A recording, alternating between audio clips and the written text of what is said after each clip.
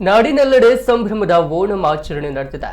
ಈ ಓಣಂ ಸಂಭ್ರಮವನ್ನ ಮಂಗಳೂರಿನ ಸಾನ್ನಿಧ್ಯ ಭಿನ್ನ ಸಾಮರ್ಥ್ಯ ಮಕ್ಕಳ ಶಾಲೆಯಲ್ಲೂ ಆಚರಿಸಲಾಯಿತು.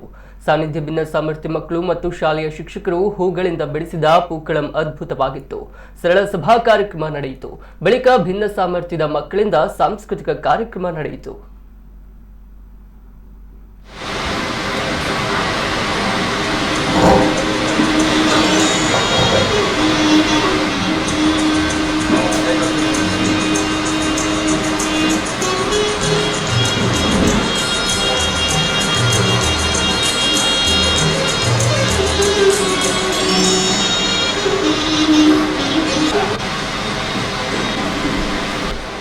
ನಮ್ಮ ಮಕ್ಕಳಿಗೆ ಅಪೂರ್ವವಾದಂತಹ ವಂದನೆಗಳು.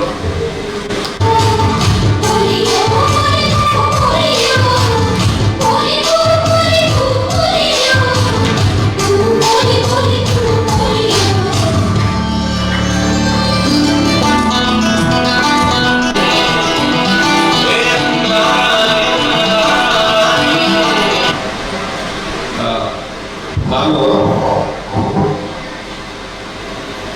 2001ರಲ್ಲಿ ತರಬೇತಿಯನ್ನು ಪಡೆದವಂಥವರು. ನಾನು ಇದನ್ನು ಯಾಕೆ ಹೇಳ್ತೀನಿ ಅಂತ ಹೇಳಿದರೆ, ನಾವು ನಾರ್ಮಲ್ ಆಗಿ ಪೊಲೀಸ್ ಡಿಪಾರ್ಟ್ಮೆಂಟಿಗೆ ಸೆಲೆಕ್ಷನ್ ಆದಮೇಲೆ ನಮಗೊಂದು ತರಬೇತಿಯನ್ನು ಕೊಡ್ತಾರೆ.